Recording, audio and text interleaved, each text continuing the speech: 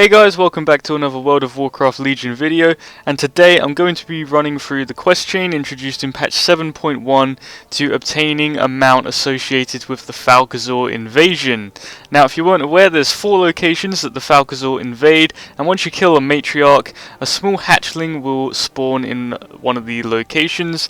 I've chosen the Snowfeather for this video, but I have already made a video covering where all 4 of them are if you want to check that out.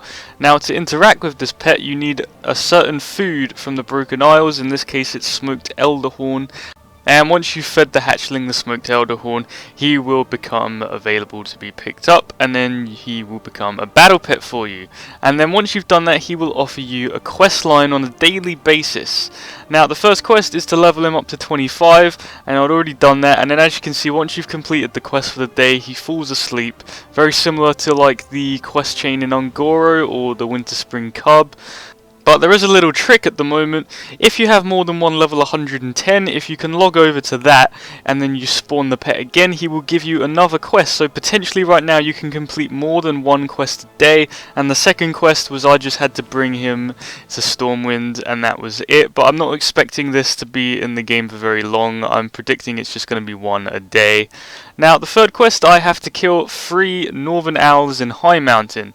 Now you notice the Snowfeather is relative to High Mountain, so all of the quests from this quest chain are going to be High Mountain related, so get used to seeing this zone.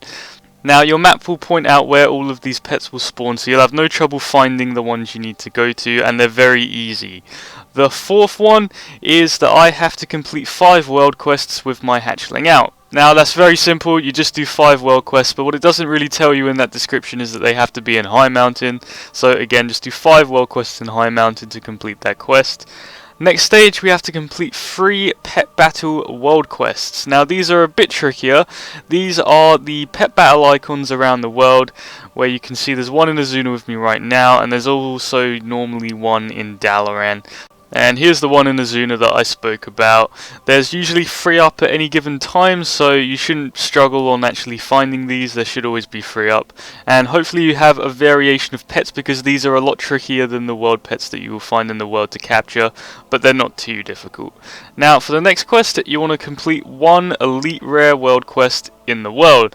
Now if you're like me, usually I kind of tend to do the elite world quests first, and when I came to this I was like, oh, but there was one in Suramar that I hadn't done on my paladin ult, so you can go ahead and do that. Obviously they are a bit trickier than normal world quests, but just make sure to have your hatchling out so you can get completion. Now for the next step, I have to defeat 3 spike-tailed beavers in High Mountain, so that's just another pet in High Mountain you have to find, and these are very easy indeed. The problem that I had with the spike-tailed beavers is that I couldn't find them. So I ran around High Mountain like an absolute arse, back and forth trying to find these, and I did get it done eventually. This is a squirrel, this is not one you need, but you can see there's a spike-tailed beaver in the secondary pet slot, and I learned that that does not count, so don't be doing that. Now the next one, I have to complete 3 PvP world quests with my hatchling out, and basically just do 3 towers. There's always seems to be 3 towers up at any given time, so just complete that, make sure your hatchling is out for all of them, and you'll get credit for that quest, and that is an easy one to do. Now, the next quest is very unique. This one doesn't really involve you to do anything. You have to go to a vendor in Dalaran and buy, in this case, a tiny pack. And I was a bit confused. And then, obviously, on the map, I can see there's a shop right behind me. So I head in there, and then you can buy the quest item that you need. And this actually will reward you a toy. And it rewards a different toy depending on which pet that you are actually leveling up. So, obviously, this quest chain does not just award a mount each, it awards a little toy each, so that's just a little extra bonus, and it's a very easy quest step that you can take. And I'm not sure if they're all relative to this little shop in Dalaran, but I'm just focusing on the Snowfeather for now. Now the next step, I have to defeat 3 mudshell conches. These are basically just snails in High Mountain, and these, unlike the spike-tailed beavers, are a lot easier to find. And the catch is with this one that I have to beat them with 2 different types of flying pets. So The Snowfeather Hatchling itself does count as a flying pet, and then I have to pick 2 other flying pets to actually be able to complete this. So make sure that you have quite a diverse range of battle pets already in your arsenal, so that when you go to actually do this quest chain you can actually complete it, because if you don't have loads of different types you're going to struggle when it comes to these specific quests. Now these are at the top of High Mountain, and these are very easy to beat. Just make sure again you have your 2 flying pets with you.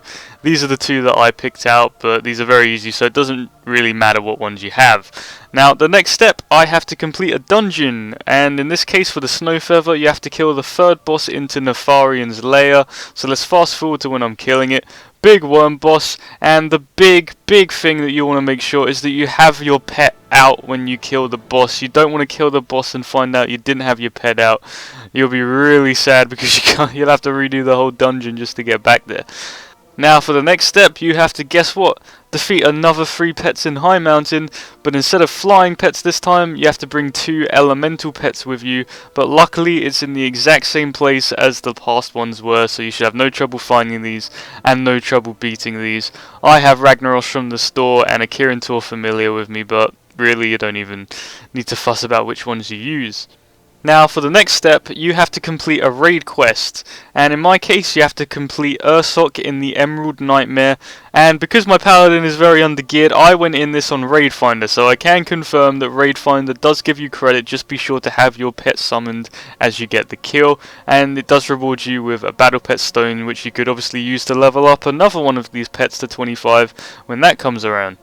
Now, the next step, we're getting near the end now, you have to complete 3 Pet Battle Well quests again with your pet, but there's a catch this time. You have to use 2 undead pets with it, which does make this a bit more complicated, but luckily these trainers aren't too hard to beat, and your Snowfeather Hatchling does seem to do a lot of the work. It's very useful if you use the abilities correctly, and then once you've done that, summon him, you can hand that in, and that should be the end of your quest chain. Now I logged on my paladin and here we are. This is the last quest which will reward you the Snowfeather Hunter, which is the mount itself, and what you have to do is return the hatchling to its nest. So right at the beginning of the video where you found it, you return to this exact location and then you will summon your pet, and then a matriarch will appear wounded on the floor, and then you just have an option to interact with it and then bandage it up, and then that will award you the mount itself.